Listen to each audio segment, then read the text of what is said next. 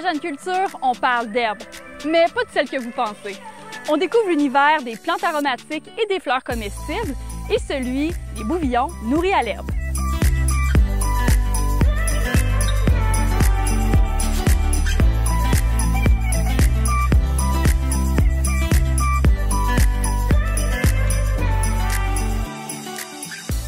Céline Jouvray, on se retrouve dans ce magnifique décor à Deschambault autour d'une tisane parce que tu travailles les herbes aromatiques et les fleurs comestibles. Oui. Cette passion-là, elle vient d'où? Un petit peu par hasard. C'est juste que je trouvais que dans les magasins, les herbes que j'achetais n'avaient pas beaucoup de goût. Alors que moi, j'en faisais déjà pousser dans mon jardin et je trouvais que ça n'avait pas d'allure. Déjà, je ne savais pas d'où elles venaient, je ne savais pas depuis combien de temps elles étaient conditionnées. Et puis, j'ai voulu mettre la main un peu dans la terre. Donc, ça a parti juste comme ça. C'est vraiment... Un désir de faire pousser tes propres herbes. Exactement. Et là, soudainement, c'est devenu une entreprise aromatique? Oui, c'est la 3e année. Oui, c'est ça, c'est tout nouveau. Oui, le jardin grandit d'année en année. Mais c'est ça, et encore en développement. Puis bon, dans la région, il y a presque personne qui fait ce type, ou tu es la seule en tout cas, des tisanes. Des tisanes, mais il y a des herboristes un petit peu partout. Mais moi, je ne fais pas dans l'herboristerie. En fait, c'est vraiment le travail des saveurs, faire découvrir qu'une tisane, ça peut être... une infusion peut être une tisane, mais ça peut être aussi un bouillon pour la cuisine, pour aromatiser un mélange à gâteau. En fait, c'est vraiment...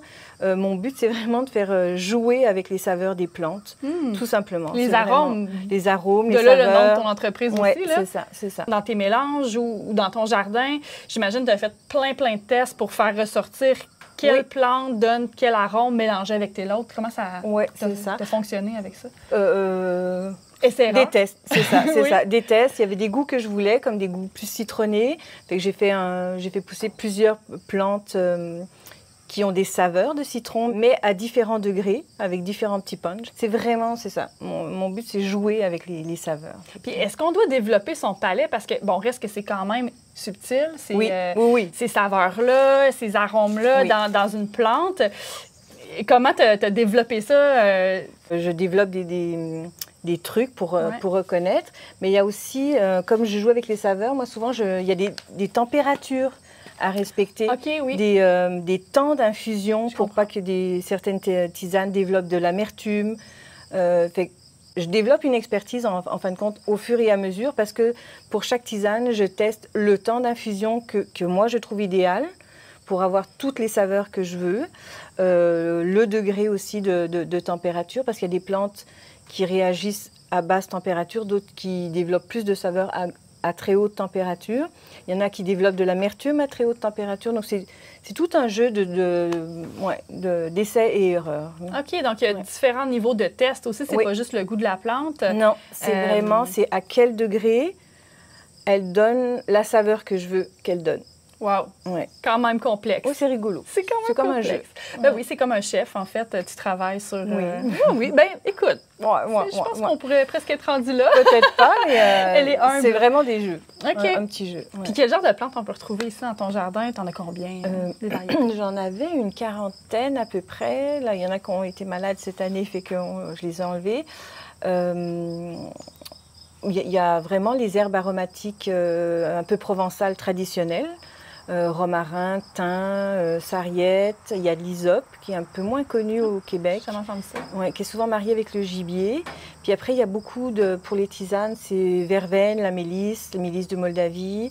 J'ai beaucoup de fleurs aussi, parce que je mets beaucoup de fleurs dans mes tisanes. Je veux qu'elles soient jolies, en plus d'être bonnes. Oui. Oui, il y a un aspect très artistique, parce qu'elles sont belles, effectivement, puis ça peut donner différentes couleurs dans les infusions. Oui. Moi, j'ai déjà vu des infusions que tu as fait comme la mauve. Bleu. Oui, c'est ça. Donc, c'est vraiment super beau. Et là, tu développes aussi toute une série d'ateliers pour aller un petit peu plus loin avec cet art de la table que tu es en train de développer. Oui, c'est ça. J'aimerais ça développer dans le temps tout un art autour de l'infusion, un art de la table autour de l'infusion. Fait que j'avais commencé ça avec Patrick Le Potier. Patrick Roy. Oui, cet hiver, on fait une combinaison en fait atelier pour découvrir un savoir-faire, une technique.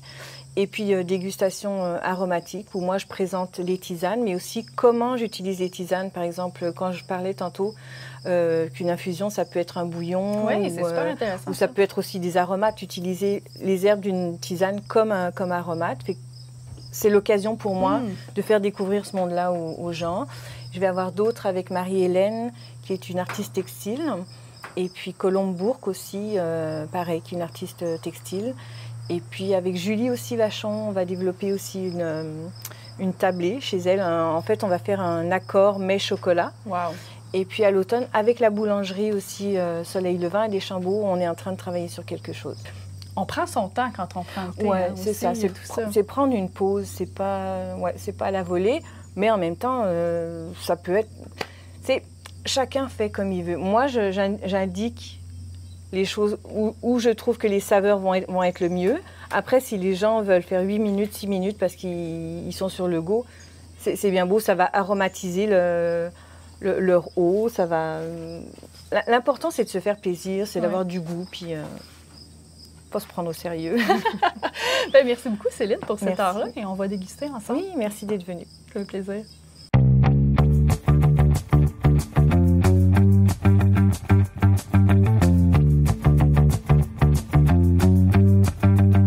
En empruntant la route Guilbeault entre Grondines et Saint-Casimir, on remarque ce curieux bâtiment octogonal. Régent Lagagnière, qui en est l'actuel propriétaire, raconte avec fierté son histoire. C'est un moulin à vent construit avant 1850 par Félix Lagagnière. Sa forme permet de déplacer les ailes pour capter le vent sur l'une des 8 faces grâce à une calotte qui surmonte le toit. La bâtisse a 2 portes pour que l'on puisse y entrer ou en sortir quand on doit mettre les ailes devant l'une d'entre elles. Félix Lagagnière est un inventeur. Il conçoit tout le système mécanique avec des engrenages en bois. Il réalise même une machine à mouvement perpétuel par passion. On ajoute 2 autres moulins qui fonctionnent à vapeur. Un immense situé juste derrière le premier et un plus rudimentaire au pied de la montagne entre Saint-Casimir et Saint-Hubert. On fait de tout, dont des tuyaux d'aqueduc en bois, du bardeau, des poteaux de galerie tournés. On a même un séchoir à bois. Pendant une trentaine d'années en hiver, plusieurs personnes travaillent à la fabrication de boîtes à beurre pour une partie de la province. On en produit jusqu'à 250 par jour. Il ne reste rien de cette industrie familiale florissante qui a duré 100 ans, mis à part ce bâtiment unique en son genre.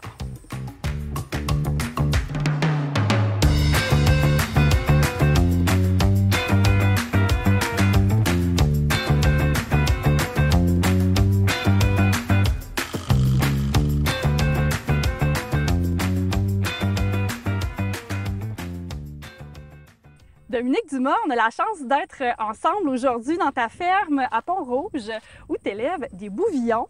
Explique-moi d'abord qu'est-ce que c'est, parce que ça a l'air grosso modo de des vaches.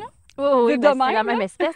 Un bouvillon, c'est un bovin de boucherie qui est entre le veau et la vache. Donc, c'est un grand ado finalement. Un ado. Exactement. Tu me disais tout à l'heure que c'était des madames. Oui, c'est des madames, mais ils ne produiront pas de lait parce que c'est vraiment des races de boucherie. Okay. Donc, leur but final, c'est de faire la viande. D'accord aussi. Oui, tout à fait. Comme j'en produirais pas. Et là, dans la région, tu es la seule qui fait ça, c'est-à-dire un élevage à l'herbe. En rotation intensive, là, comme on le fait, si on n'est pas les seuls, on n'est pas nombreux. OK. Puis parle-moi un peu de votre méthode, justement, de rotation. Bien, nous, dans le fond, ce qu'on veut, là, c'est recréer les mouvements naturels dans un milieu sauvage. Donc, un ruminant sauvage, c'est quoi? C'est un bison, c'est un antilope en Afrique, c'était les gros troupeaux qui vivaient en symbiose avec leur prairie. Donc, notre prairie, elle est là, notre troupeau, il est là. Comment on peut faire pour faire en sorte que ce soit le plus naturel possible? Dans la nature, ils vont se déplacer. Les gros troupeaux sont constamment en mouvement à cause des prédateurs, puis ils ne reviendront pas à la même place tant et aussi longtemps qu'ils vont sentir leur propre passage, les traces de leur urine, etc. Okay. Donc, nous, on les déplace. On les déplace 4 fois par jour. Ils sont tout le temps en mouvement aussi. Puis, il va y avoir une longue période avant qu'ils reviennent au même endroit. Ici, là, ils ont brouté ici, ça fait à peu près 40 jours. Donc, l'herbe a le temps de repousser, de devenir encore super abondante, puis de s'enraciner profondément. Puis, c'est ça qui va faire en sorte que la prairie va durer longtemps dans le temps. Et là, ça te prend du pied carré pour faire ça? Oui, quand même.